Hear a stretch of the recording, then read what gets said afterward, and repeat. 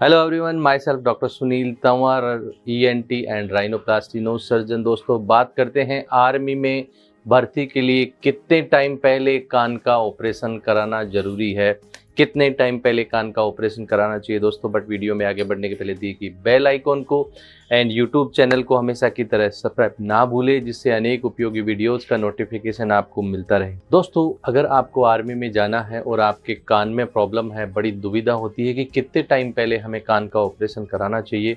दोस्तों, मैं आपको बताता हूं, अगर आपके कान के अंदर सफ़ेद दाग है, आपके कान के पर्दे के अंदर छेद है या आपके कान की हड्डी गली हुई है, तो जो इसका ऑपरेशन है, सबसे मेन ये इम्पोर्टेंट बात है कि आपका ऑपरेशन कान के पीछे अगर चीरा लग के हो गया तो आप क्वालिफाई आर्मी के अंदर मेडिकल में अनफिट होंगे। इसलिए आपको ऐसी तकनीक से सर्जरी करानी होगी, पहली बात, जो जिसमें कान पे पीछे कहीं चीरा नहीं लगे। एंडोस्कोपिक एंडोरल जो एक इंटरलेजो टिम्पेनोप्लास्टी है दोस्तों, उसमें कान के पीछे या कान के आगे कहीं चीरा नहीं लगता है। इसलिए इस टेक्निक के अंदर अगर आपको 20 दिन या 25 दिन भी हैं तो आप आर्मी में भर्ती के लायक हो सकते हो।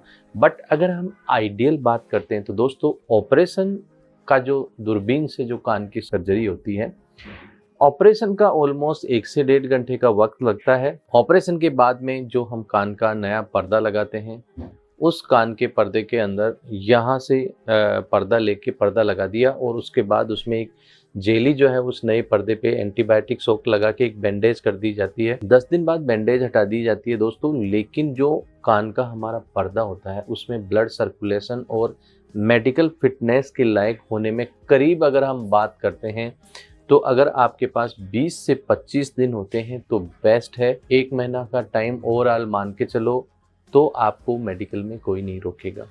अब बात करते हैं कि इसमें ये जो टेक्निक है, इसमें क्या करते हैं दोस्तों।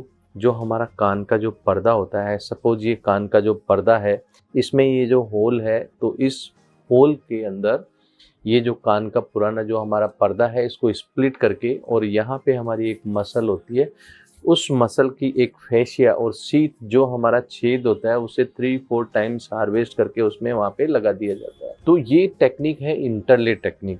तो अगर आप जो है 1 महीने पहले ये सर्जरी कराते हैं तो आपको बेटर है। दूसरी सिचुएशन दोस्तों मैं आपको बताता हूँ, अगर आपका जो है कान का ऑपरेशन कराने के और आपका जो है मेडिकल के बीच में 15 दिन ही बचे हुए हैं, तो दोस्तों ऐसी सिचुएशन में भी आपको ऑपरेशन कराना चाहिए, दूरबीन से कराना चाहिए।